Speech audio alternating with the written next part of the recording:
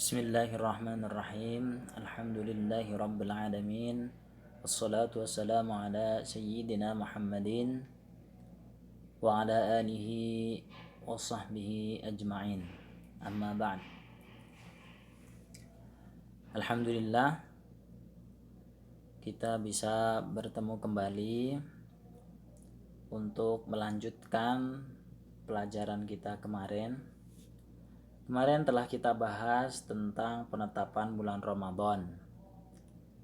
Penetapan bulan Ramadan yang videonya bisa dilihat di sebelumnya. Kemarin kita sudah mempelajari itu. Kemudian sekarang kita akan masuk kepada syarat sah dan syarat wajib puasa.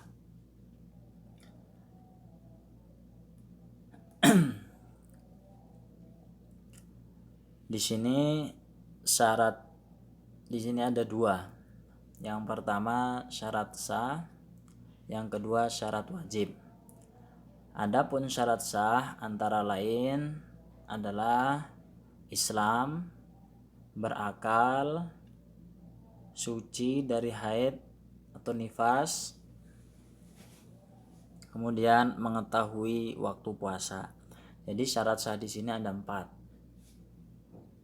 Kemudian di syarat wajib di sini ada Islam, taklif, balik dan berakal, mampu, sehat, dan mukim. Jadi syarat sah itu ada 4, syarat wajibnya ada 5. Yang insya Allah kita akan bahas satu persatu insya Allah. Yang pertama harus kita ketahui dulu bahwasanya ada syarat sah, ada syarat wajib. Kita ke pengertian dahulu. Yang dimaksud syarat sah puasa adalah syarat yang jika kita sudah memenuhi hal tersebut maka seorang tersebut telah sah puasanya. Jadi apabila 4 syarat ini, Islam, berakal, suci dari haid atau semisalnya, mengetahui waktu puasa, apabila ini sudah terpenuhi maka ini puasanya dikatakan sah. Jadi sah apabila memenuhi kriteria 4 ini. Nah, kemudian yang dimaksud dengan syarat wajib puasa adalah syarat yang jika kita sudah terpenuhi maka seseorang sudah diwajibkan melakukan puasa. Itu apabila orang sudah memenuhi, dia ada kriteria Islam, taklif, itu balik atau berakal, mampu, sehat, mukim, maka dia sudah wajib berpuasa. Nah, ini gambaran umum antara syarat sah dan syarat wajib. Nah, kita masuk kepada yang pertama adalah syarat puasa. Syarat puasa di sini ada 4. Nah, ini mencakup untuk puasa wajib seperti puasa bulan Ramadan, seperti puasa nadar, nah seperti itu, atau puasa sunnah. Nah, ini syarat sah ini meliputi untuk puasa wajib ataupun puasa sunnah. Yang pertama adalah Islam.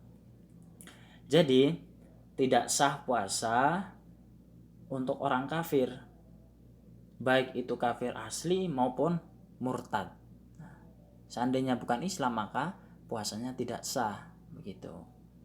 Ini insya Allah bisa dipahami dan mudah insya Allah. Kemudian yang kedua, berakal atau tamyiz. Nah, di sini harus berakal. Kalau tidak berakal maka puasanya tidak sah. Nah, contoh yang tidak berakal seperti halnya bayi, itu belum mampu membedakan mana yang baik, mana yang buruk, ya kan? Kemudian orang gila juga tidak sah, walaupun dia nggak makan seharian, mereka tidak dikatakan puasa dan mereka juga tidak sah puasanya. Nah, itu. Jadi bayi, orang gila, seperti itu.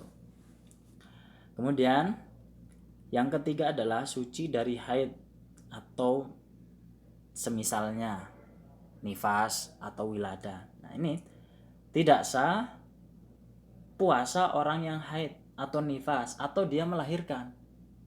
Nah, di sini perlu dicatat, walaupun dia melahirkannya hanya segumpal daging atau dia berupa darah, contohnya keguguran, ya kan? Nah, ini juga dikatakan nifas seperti itu. Ini merupakan ijma ulama, sebagaimana disebutkan Imam Nawawi dalam kitab Al-Majmu'. Nah, seperti itu.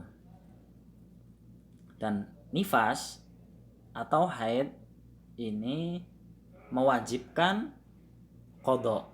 Nah, kenapa? Kenapa wajib qadha? Karena berkaitan dengan ini hadis yang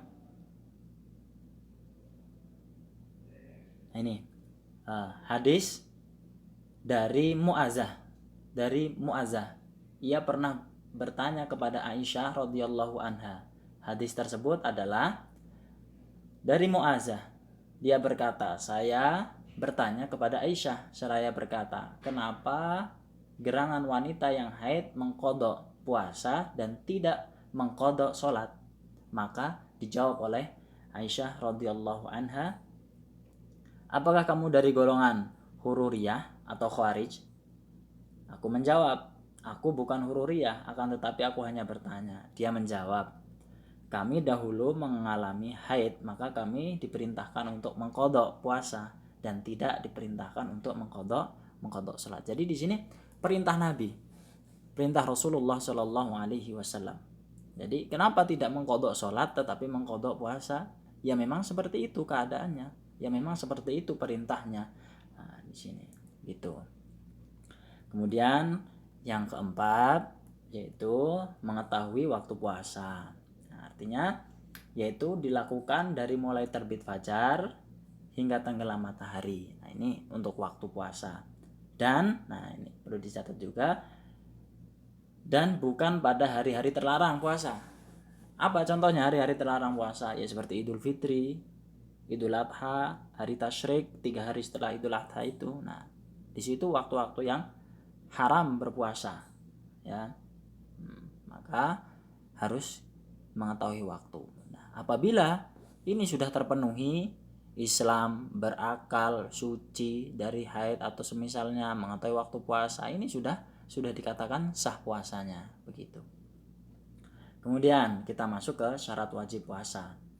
Yang apabila syarat-syarat ini sudah ada, ya sudah terpenuhi, maka seseorang tersebut wajib melaksanakan puasa. Ini puasa. Yang pertama adalah Islam, ya seperti tadi. Jadi Islam ini masuk kepada syarat sah dan kepada syarat wajib. Nah, Islam jadi tidak wajib puasa bagi orang kafir, baik kafir asli maupun kafir atau maupun orang yang murtad. Begitupun dengan syarat sah tadi. Jadi tidak sah juga seorang yang kafir, ya, tidak sah puasanya, atau yang murtad puasanya juga tidak sah gitu. Kemudian yang kedua adalah taklif, balik dan berakal. Akal, ya, balik. Tidak wajib puasa bagi yang belum balik dan berakal, tetapi jika berpuasa memenuhi syarat-syarat sahnya puasa, maka puasanya sah. Ya, nggak apa-apa. Contohnya anak yang belum balik dilatih puasa oleh orang tuanya, itu sah-sah saja, ya kan? Berarti dia berakal, ya, sudah mengerti. Contohnya dia belum balik, tapi sudah tahu, sudah bisa berpuasa, dilatih oleh orang tuanya, maka sah-sah saja. Syarat sahnya terpenuhi, tapi syarat wajibnya, baliknya belum, maka dia sah puasanya, tapi dia juga belum diwajibkan berpuasa. Jadi ketika siang hari misalnya dia ingin berbuka puasa, ya silahkan, karena dia belum termasuk orang yang wajib berpuasa. Tetapi jika dia berpuasa sampai selesai, maka puasanya sah-sah saja, begitu. Yang ketiga adalah mampu. Nah, mampu yaitu di sini berarti tidak wajib berpuasa bagi orang yang tidak mampu. Siapa orang yang tidak mampu itu? Seperti contohnya orang tua, ya kan, yang sudah tua renta. Kemudian orang yang sakit. Nah, orang yang sakit ini yang sudah tidak diharapkan kesembuhannya, artinya sudah susah. kelihatannya ini sudah susah sembuh. Nah, ini masuk kepada orang yang tidak mampu, maka di sini tidak wajib berpuasa. Nanti di akhir itu ada namanya membayar fidyah atau tidak. Nah, itu nanti insya Allah ada pembahasan selanjutnya. Maka yang mampu, yang masih sehat itu mampu misalnya, maka wajib berpuasa. Nah, kecuali yang tidak mampu seperti syekh kabir, artinya dia di sini orang tua yang sepuh gitu. Nah, atau dia itu yang sakit, yang sudah tidak bisa diharapkan kesembuhannya gitu. Kemudian yang keempat, sehat. Nah, ini orang yang sehat tadi ya. Orang yang sehat yaitu orang yang tidak sakit. Nah, orang yang sakit yang jika berpuasa akan semakin parah, membahayakan jiwanya, maka orang tersebut tidak termasuk yang diwajibkan puasa. Nah, di sini itulah. Makanya di sini syarat wajibnya adalah sehat. Jika sakit dipaksakan membahayakan jiwanya, nah ini maka tidak wajib berpuasa. Kemudian yang kelima adalah mukim. Mukim artinya dia tidak safar, tidak sedang bepergian. Nah, jadi mukim adalah orang yang menetap, bukan musafir, bukan orang yang melakukan perjalanan. Nah,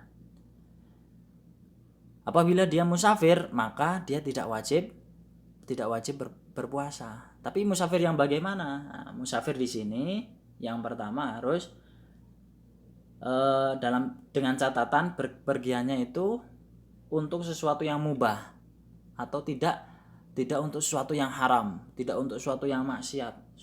Ini sesuatu yang mubah, maka diperbolehkan. Kemudian apabila bepergiannya itu sebelum subuh. Ya, sebelum subuh. Adapun jika dia bepergian setelah subuh, ya kan? Maka dia afdolnya itu berpuasa, tidak berbuka. Akan tetapi jika dia tidak mampu, tidak kuat, ya, maka diperbolehkan berbuka. Nah, di sini jadi intinya kalau ada dua di sini. Maka kesimpulannya ada dua di sini. Berbuka itu untuk orang yang musafir afdol apabila puasanya tersebut menjadikan mudarat, menjadikan bahaya bagi jiwanya. Nah, begitu. Kemudian yang kedua, puasa afdol. Jadi puasa lebih afdol daripada berbuka. Nah, ini apabila puasanya tidak membahayakan jiwanya selama di perjalanan, begitu.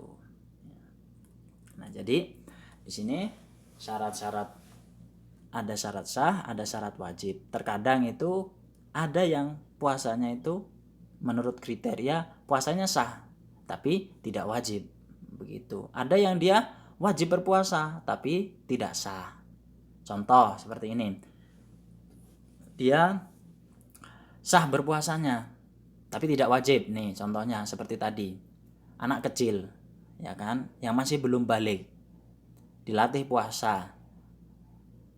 Dari dia Islam, ya kan, anaknya ini Islam, berakal, sudah berakal, sudah tidak bayi lagi, sudah tahu, tapi belum balik ini. Kemudian dia juga tidak haid, ya kan, tidak nifas juga, ya kan. Kemudian yang keempat, dia mengetahui waktu, dia puasanya dari fajar sampai terbenam matahari, maka kriteria seperti ini sah saja. Tetapi anak ini mereka belum termasuk wajib puasa. Beda lagi dengan misalnya ini, dia wajib puasa tetapi tidak sah puasanya. Contoh, dia Islam, Islam, balik iya, mampu, sehat, mukim, tetapi orang ini haid misalnya, maka tidak sah puasanya, tidak boleh berpuasa. Nah, seperti itu. Insyaallah bisa dipahami. Mungkin sampai di sini. Esok insyaallah kita lanjutkan pertemuan selanjutnya. Wallahu ta'ala a'lam. Assalamualaikum warahmatullahi wabarakatuh.